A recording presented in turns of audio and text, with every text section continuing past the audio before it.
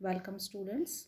Myself Neeru Gupta, Associate Professor, Department of Chemistry, Government MS College, Bikaner. Students, हम BSc part 1 के first paper की study कर रहे हैं।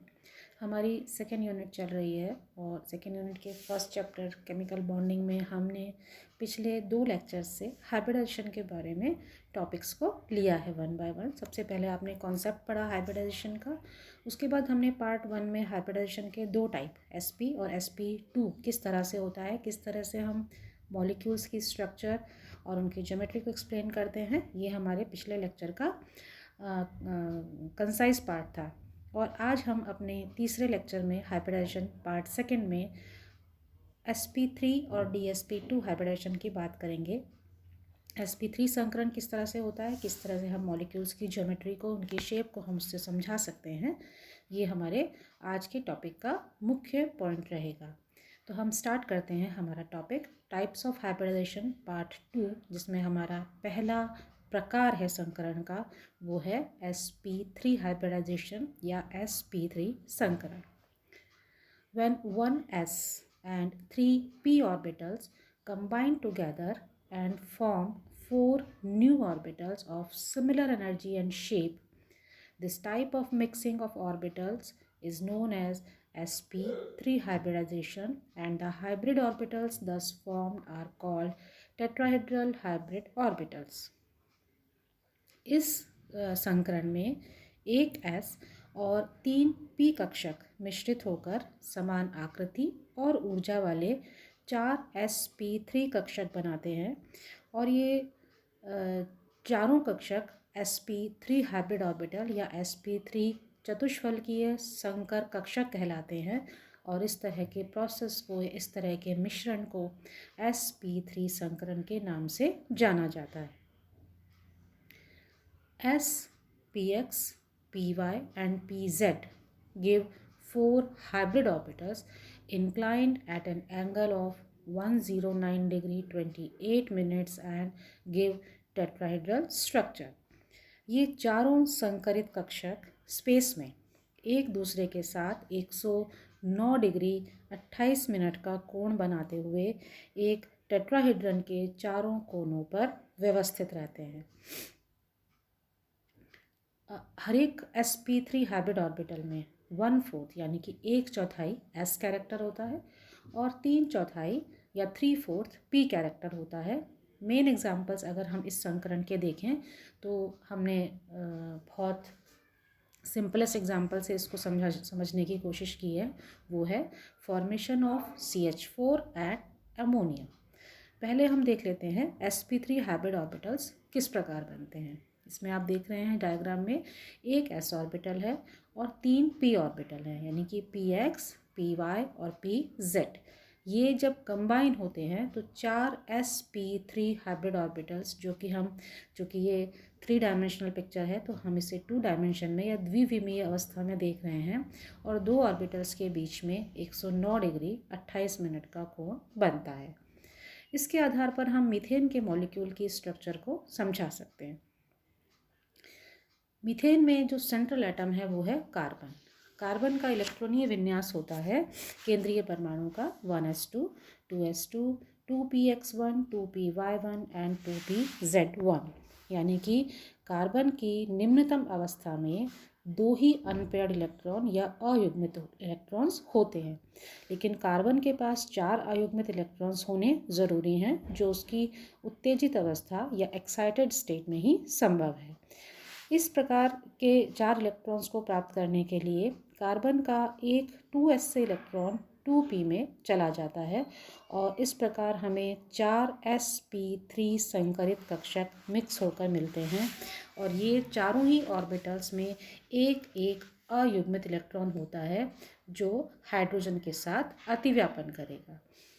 ये अतिव्यापन आप इसमें देख पा रहे हैं।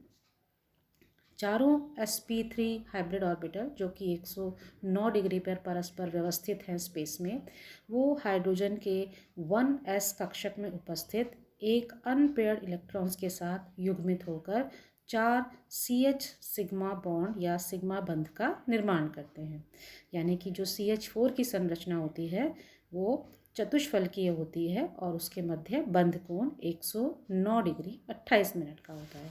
तो इस प्रकार हम CH4 का बनना, CH4 के अणु का बनना और उसकी आकृति, उसके बंध कोण को हम sp3 हाइब्रिडाइजेशन या sp3 संकरण के द्वारा समझ सकते हैं। हम एक और एग्जाम्पल लेंगे, formation of ammonia molecule. Ammonia में केंद्रीय परमाणु है नाइट्रोजन। नाइट्रोजन परमाणु क्रमांक 7, विन्यास 1s2, 2s2, 2px1, 2py1 and 2pz1। यानी कि नाइट्रोजन के ग्राउंड स्टेट निम्नतम अवस्था में 3 अयुग्मित इलेक्ट्रॉन है और इसे 3 ही बंध बनाने हैं। लेकिन चूंकि संकरण sp3 है तो इसलिए संकरण के पश्चात जो हमें 4 sp3 संकरित कक्षक मिलते हैं उसमें 3 कक्षक में अयुग्मित इलेक्ट्रॉन होते हैं और एक कक्षक में एक लोन पेयर या एक युग्म पाया जाता है। 3 अयुग्मित इलेक्ट्रॉन 3 हाइड्रोजन के 1s ऑर्बिटल के साथ अतिव्यापन करते हैं और इस प्रकार एक NH3 के मॉलिक्यूल की संरचना हमें प्राप्त होती है। इसमें आप एक चीज़ देखेंगे कि एक हाइब्रिड ऑर्बिटल, एक संकरित कक्षक जिसमें एक लोन पेयर इलेक्ट्रॉन है, वो बाकी के तीनों बॉन्ड से अलग है। यानी कि NH3 मॉलिक्यूल जब बनता है तो ओवरलैप 3 ही sp हाइब्रिड ऑर्बिटल्स की होती है, 3 हाइड्रोजन के H एटम 1s ऑर्बिटल के द्वारा। अब डिस्ट्रीब्यूशन जब होता है इन 4 ऑर्बिटल्स का वो टेट्राहेड्रल होगा, क्योंकि हम sp3 संकरण की बात कर रहे हैं। अब यहाँ 3 of the orbitals are used for bonding. यहाँ बॉन्डिंग में सिर्फ 3 ही कक्षकों ने भाग लिया है and each contain a shared pair of electron, और इन तीनों ही में संकरण के पश्चात एक एक युग्मित इलेक्ट्रॉन मिल गया है। While the 4th orbital contain a lone pair, जबकि चौथे ऑर्बिटल में एक अयुग्मित एक युग्म पेयर उपस्थित है। इसलिए NH3 की शेप या उसकी आकृति एक रेगुलर टेट्राहेड्रन ना होकर कैसी होती है, पिरामिडल होती है, या हम कह सकते हैं एक विकृत चतुष्फलक की आकृति हमें प्राप्त होती है, क्योंकि repulsion between these orbitals are not all of equal length. क्योंकि यहाँ अगर हम चारों बॉन्ड्स की बात करें तो बॉन्ड पेयर लोन पेयर में रिपल्शन या प्रतिकर्षण बराबर नहीं होता। Lone pair of electron repels the other bonds shortly, hence it reduces the bond angle H and H from 109.28 to 107। इस प्रकार हम देखते हैं कि यहाँ जो बंध कोण है वो घटकर 109 डिग्री रह जाता है, 109 से 107 डिग्री रह जाता है। ये आप इसके चित्र में आसानी से देख पाएंगे। पहला जो कि नाइट्रोजन का संकरित अवस्था है जिसमें 4 sp3 हाइब्रिड ऑर्बिटल्स हमें प्राप्त हुए, लेकिन उन 4 में से 3 अयुग्मित इलेक्ट्रॉन्स के साथ हैं, जबकि चौथे ऑर्बिटल में एक लोन पेयर ऑफ इलेक्ट्रॉन उपस्थित है।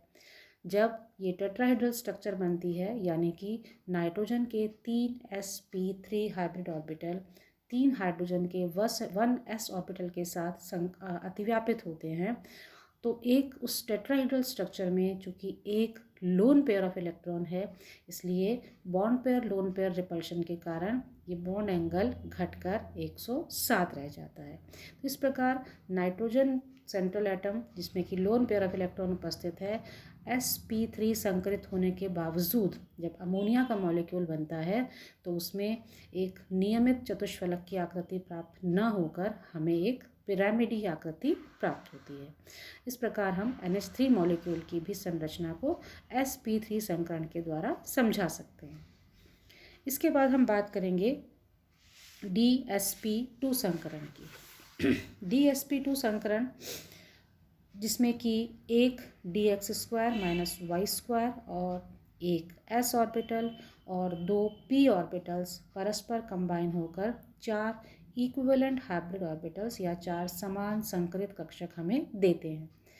The lobes of the 4 DsP2 hybrid orbitals are directed towards the corner of a square planar। ये जो 4 DsP2 संकरित कक्षक हैं वो एक समतल चतुर्भुज के चारों कोनों पर स्थित होते हैं। And these 4 hybrid orbitals lie in XY plane and are at 90 degree. ये जो चारों संकरित कक्षक हैं वो एक्स वाई प्लेन के ऊपर 90 डिग्री के कोण पर व्यवस्थित होते हैं। इस तरह का हाइब्रिडाइजेशन कुछ कॉम्प्लेक्स कंपाउंड्स में, कुछ संकुल यौगिकों या उन आयंस में पाया जाता है, और इस तरह के आयंस की जो ज्योमेट्री या इस तरह के कॉम्प्लेक्सेस की जो ज्योमेट्री या ज्यामिति होती है वो स्क्वायर प्लेनर होती है, यानी कि समान चतुर्भुज के आकार की होती है।